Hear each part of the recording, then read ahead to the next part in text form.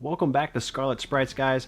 I think it's fair to say, and this is tough for me to single out one thing, but I think grabbing the dedicated Midway SportStation Arcade was probably my favorite gaming-related pickup of 2019. The Mega SD is honestly really high on that list as well for me, which should tell you something about how I feel about that product, if it's even remotely close to an arcade machine. I think the thing both of those have in common for me is that I've actually played them both a lot. And that's in complete contrast to the Switch, where I actually started unloading games and have really dialed back what I'm buying for that console. And again, it's not that the Switch is a bad console by any means, it's just more about personal interest, and for me in 2019 it was really all about rediscovering the Sega CD library and spending more time with arcade gaming. Similarly, a lot of you know I've been working on fixing up a virtual racing machine. I love Sega arcade machines, and this is one of the true pioneers of 3D gaming, and the first 3D game that I can recall playing in an arcade. I was thrilled to be able to grab this machine for such a cheap price, put a little bit of work into it, and eventually have it up and running in my basement arcade, but so far it's just been a lot of that work stuff and only occasional playing. And this just brings me back to the SportStation arcade machine. It needed some work as well, but by and large, it was definitely playable when I got it. Most of the work I did to it was cosmetic. There's a few nuances with the control panel, the T-molding, some paint, but I also then did some work with fans, and I unplugged the hard disk drive in favor of a compact flash card. I did a video on this machine a few months ago. You should definitely check that out if you get a chance, and I'll leave a link to it in the description. So that brings us to today's topic, arcade toppers.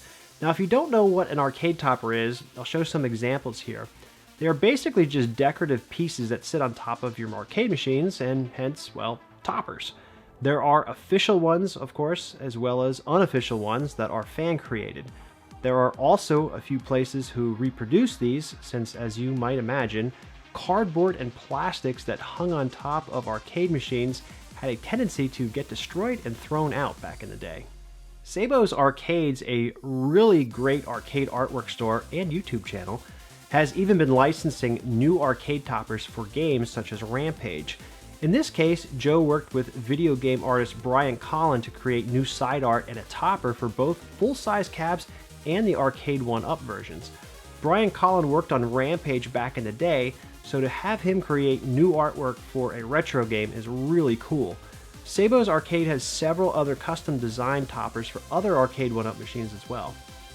Definitely check out Joe's YouTube channel and website.